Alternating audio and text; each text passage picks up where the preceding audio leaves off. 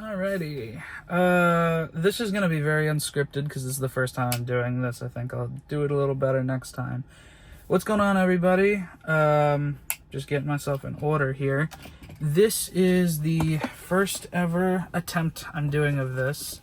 It's called the 24-hour review. Whenever people would ask me for a very long time what I thought about a movie, whenever I would go see it, I would say, I'll let you know in 24 hours, because I personally, when I watch a movie, I like to think about that movie. I like to really digest that movie, and my opinion of the movie, its content, and like what I liked about it, what I didn't like about it, that changes over the course of 24 hours sometimes. I think a really good example of this recently was a movie like Disclosure Day, where when I first watched it, I was like, yeah, that was pretty damn good. And then as I continued to think about it, I was like, yeah, that was a good movie, but it's a movie that, like, is not going to stick with me. It's a movie that, like, I enjoyed the process of it. I liked certain elements. I didn't like other elements. And overall, I think it's a movie that, while it was a good time and I don't feel like I got, like, ripped off or anything, it's not a movie that I'm going to, like, take with me much longer than the 24 hours that I was thinking about it. So I thought now is a good time to, like, start documenting that process of mine. So now the way that this is going to work is I'm going to go watch a movie. This one, as you can tell by the title, is Spider-Man Brand New Day. I'm going to set my car and give you first impressions. After I set my car and give you first impressions, I'm going to continue to think about the movie for the next 24 hours.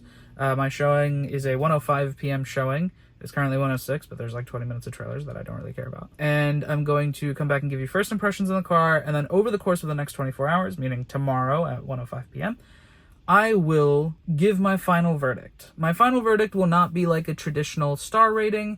If you want a more general idea of like how my rating system is going to work, please go check out Jeremy Jahns. He's probably one of my most like trusted YouTube reviewers of stuff generally. If Jeremy Jahns says that he liked a thing, chances are I'll probably like it, so I usually give it a shot.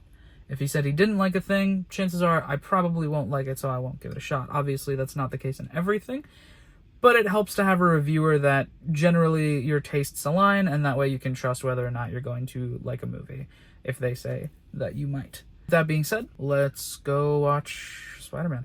One last thing that I did want to get at before I actually get into the review is I'm going to be doing essentially two separate versions of the same video, a spoiler version and a spoiler-free version. The main reason that I'm going to be doing that is just so like those who don't want to be spoiled before the movie to watch the review, they have an option to do so. But because of the format of how I'm going to be doing this, right, with a lot of like free-floating thought vomit in front of a camera, there are going to be times where I'm going to say stuff that will be spoilery. So I will be cutting all those spoilers out in the spoiler-free version. If you want to see those thought threads elaborated upon because they contain spoilers, feel free to watch the spoiler version. Just know that if you're going to watch the spoiler version, it has spoilers. And before the spoiler version, I will put in a warning just to make sure that if you are trying to avoid the spoilered version, you won't see spoilers. Like, don't watch that if you don't want to see spoilers. That's going to be the spoiler process for this. There's going to be two separate videos. They're going to be almost the exact same, except one's going to be significantly longer because I will be leaving in all of the stuff about spoilers. With that being said, let's get to the movie review. Spider-Man Brand New Day. First of all, before I even get into the movie, I do want to say, super hyped to see how packed this parking lot was. It has let out a little bit since I'm thinking a few showings have probably let out, but I'm fortunate to live in an area that's not New York or LA that has a 70mm IMAX theater. So between this and the Odyssey, like these past like 2 weeks, this parking lot has been the fullest I've ever seen it. When I got in here, it was packed. It took me a little while to find a parking spot. All that to say, you know, the movies, like the cinema, were so back. Regardless, Spider-Man Brand New Day, I think it is paced pretty well. It is now 4:05, so I got here about 3 hours ago. Probably like a 2.5-ish hour movie. Didn't feel very long, which is a good thing, because movies that feel long are usually paced poorly, and I thought this was paced relatively well. It did, towards the end of the movie, start to feel a little long in the tooth, but I do appreciate that, unlike a lot of other Marvel movies I've seen, This felt like there was enough room for the characters and the story to like actually breathe and be a story. It had very definitive acts of like a very good structured system of like, this is what happens, then this happens, and this happens, and it felt clean. It didn't feel rushed, but it didn't feel slow for most of the runtime of the movie. Only towards the very end did it start feeling a little bit slow. At the same time, it's not as depressing as I thought it was going to be going into the movie. I want to blame that partially on performances. I think the performances were fine, but absolutely nothing to write home about in any of the performances, really. I was really hoping for a more depressing Spider-Man movie, and this one is a little more lighthearted. The cynic in me says Disney said we can't make it too sad. The action direction, though, and action choreography was excellent. I mean, there are some shots in this movie that felt like they actually had life, which for a Marvel movie is a rare sighting. Honestly, the cinematography of basically every Marvel movie is not very good. Destin Daniel Cretton, to my knowledge, also did Shang-Chi, which is the other movie that had good fight choreography and pretty decent cinematography, other than the fact that a lot of things looked kind of rubbery, cartoony. But this movie was also sort of similar to Shang-Chi in that there were a lot of things that felt a little CGI, rubbery, cartoony, but overall it looked a little bit better, and the cinematography, particularly the colors and the fight choreography, were absolutely awesome. They were really, really good, very entertaining. As far as the story itself goes, it's honestly relatively cliche. I personally don't care too much for the additions to the Marvel world of everything, because, to be perfectly honest, I couldn't be bothered. I left before the post-credit scene, which I'm sure there is one. Considering I think this is the last movie that comes out before Doomsday. For context, I've not seen an MCU movie since Guardians 3, and I have not seen a Marvel movie since Doctor Strange and the whatever the fuck, the Doctor Strange 2. I haven't seen any Marvel movies since Doctor Strange 2, because I don't care.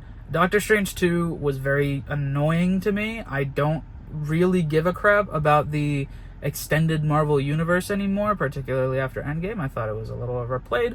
I got bored, I was ready to move on, and it was clear that they weren't because they wanted to make money. So I stopped watching, except Guardians 3. I thought Guardians 3 was pretty damn good, because it's James Gunn. I think James Gunn makes good movies. At the same time, in general, I don't care about the like larger Marvel implications that this movie has. As far as this movie goes, I think that it did a good job, but what it means for the larger like story of the Marvel movies, couldn't tell you, because I don't give a shit. I think performance-wise, the best performances, honestly, to me, came from Zendaya, which, the more and more I see her, the more and more convinced I get about her acting ability. It feels like the more movies that she gets to actually be a star in, the more she proves that she is worth that kind of attention. Because she's really good in this movie. I think her character is exactly the amount that I want her character to be, and it's pretty understated, and whenever she's on screen, she does a good job with the material she's given. Another standout to me was Jon Bernthal's Punisher. I think he is really fun to watch, frankly, and I love the camaraderie that he has with Tom. It's clear that, like, in even watching like other interviews and stuff, because they're also just in Oppenheimer recently, watching their press together is also very fun to watch. It's very clear that they have a really good relationship and dynamic going. When it comes to the overall story of the movie, I do appreciate how it has grown up. I think the material and the execution of it are much more mature than anything present in the older Spider-Man, the other Tom Holland movies. And I like that it doesn't ignore them while continuing to evolve upon them. I think that's really, really evident in the ending of the movie. Especially, I think it was less evident in No Way Home, frankly, because I think that movie was more concerned with smashing your action figures together. Whereas this movie is actually telling a more human story, and I think it is much better for it. Overall, right out of the theater, I think this movie is pretty okay. I'm gonna have to sit on it to see like how it holds up in my head, but I had a good time. I think the action is absolutely the best part. The cinematography for a Marvel movie in particular is very, very good. I don't know that I would say any performance in this movie was like perfect or excellent or like top tier or anything like that, but they were all serviceable and they were all entertaining. And I mean, Spider-Man as a movie, I doubt is trying to do what the Odyssey is doing. It's not really trying to tell like a very impactful human story, but it does what it does, I would say, a good enough job at what it was trying to do coming out of the theater. I'm gonna sit on it and I'll get back to you when I think about it more. We're back. It is now 10:55. Clearly I've had quite a lot of time to think about, the movie. We're not gonna go play by play, we're not gonna go scene by scene, but we are going to go kind of beginning to end with my thoughts and complaints and critiques, and also the good things, because there are a lot of good things here, which is not a common thing for me to say about a Marvel movie, just because honestly, most of the time they don't feel like stories to me. This, for what it's worth, it did feel like a real story to me, and I appreciate that. First things first, I think the movie takes a little bit too long to get going, but once it gets going, once it like finds its footing and is able to really balance the story that it's trying to tell, I think it fires on all cylinders all the way to credits. The reason I say that is because essentially this movie has two storylines kind of going in parallel that split up at one point in the movie and then come back together at the end. They set that up relatively early in the story, and then it feels like they wait even longer and set up the second part of that story. And then for quite a bit of time in the story, it feels like we kind of tick-tock back and forth. There is a decent pacing of it all, but they feel very disjointed because they very infrequently have too much to do with one another. I want conclusions, I want answers, I want closure on both of them, and I don't, while I'm in it, I don't really care what happens to the other one. I will say, one of the best parts of this movie is absolutely some of the performances. I've seen Tom Holland do better in other roles of his. I'm one of the very few, honestly, probably, that thinks he was quite good as Telemachus in The Odyssey. The Spider-Man performance here is a little more understated, and I don't think it's nearly as interesting as I would have liked. But overall, I think it was a really good performance, even from him. Some of his sadder moments, I think he just didn't have the range or didn't want to showcase the range to hit those. He didn't nail those sadder moments, which is sad because some of the best parts of this movie are when Spider-Man is depressed. Some of his funnier stuff, some of his happier stuff, he really nails it. And he nails especially the tiredness that Spider-Man has in this. And I think he nails that part. But some of the sadder bits weren't quite there. What I was really impressed by was, like I said in the car, Zendaya seems to just be getting better and better with every movie I see her in. It feels like more and more directors are comfortable giving her more to do in stories, and she meets the challenge really every time. I was really happy. I was really impressed, even to some degree, with the Zendaya performance. Another person who was really good was Jon Bernthal's performance. Like I said, is excellent in the movie. The story itself is a little bit box standard. It's a little, not only is it predictable, frankly, but it leaves a lot to be desired in terms of its thematic meaning. It feels very safe. It feels a little too sterilized and cleaned up and polished. And the cynic in me wants to say that's Disney working their magic. But it is a movie that I think had the opportunity to go into places that maybe it just didn't feel as comfortable going. Sadie Sink's performance isn't bad. It's just a little bland because the character is not the most interesting. Her resolution and how her story ends, I think, is this movie's best part. In the theater, I was like, wow, this is a really powerful scene. I think this was where these two, it's the scene in which the two parallel storylines happening in the story collide. Hours ago when I saw it in the theater, I was like, this is probably one of the best scenes in the movie. But with some time to think about it, I think it has come down a little for me in importance as well as landing. Those are kind of my thoughts on the whole movie a few hours in. So far, I'm really enjoying thinking about this movie all day because I think it is good enough to warrant thinking about. So I'll catch you guys, well, for you in a sec. It is 1:52 as of filming this bit here. I'm trying to think if my thoughts on the movie have changed or wavered at all since I last recorded. To be honest, I haven't thought about it too much more, so I don't have like a ton to say in terms of like have my thoughts on the movie changed at all. I think my thoughts on the movie are honestly kind of very similar to where they were before, especially on a non-spoiler level. I think getting out of the theater, I praised the pacing of the movie quite a bit. I think that praise has held up probably the best out of most of the praise that I had coming out of the theater. The pacing of the movie was exactly what I wanted it to be. I think in that way, because of how much ground they have to cover, it is actually paced quite well. And I really like the last scene. I think the last scene is excellent of the movie. It gives a ton of resolution to everything that happened.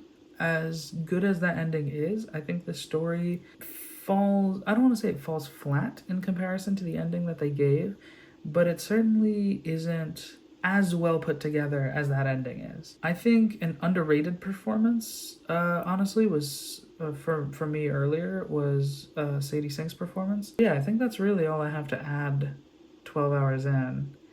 I'm going to sleep on it, which is going to eat up a lot of time, but I'm going to sleep on it and get back to you tomorrow, well, I guess later today.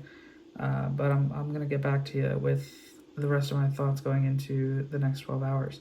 Okay, welcome back. It is 11:49.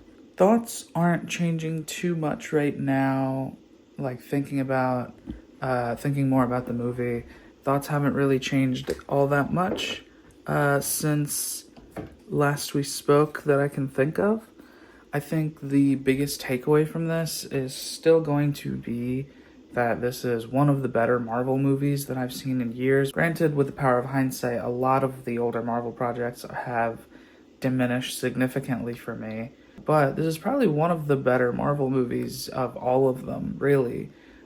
In that while the plot is still pretty basic and doesn't really like tread any new ground, and while the overall execution of it isn't necessarily the most perfect, it is definitely a well orchestrated overall plot, even if it is relatively simple, which, if I'm being perfectly fair, is kind of the best Marvel movies in general. Some of the best Marvel movies, even from like the older ones, don't have a very complicated or deep plot, but it's a really strong execution of a pretty bog standard plot.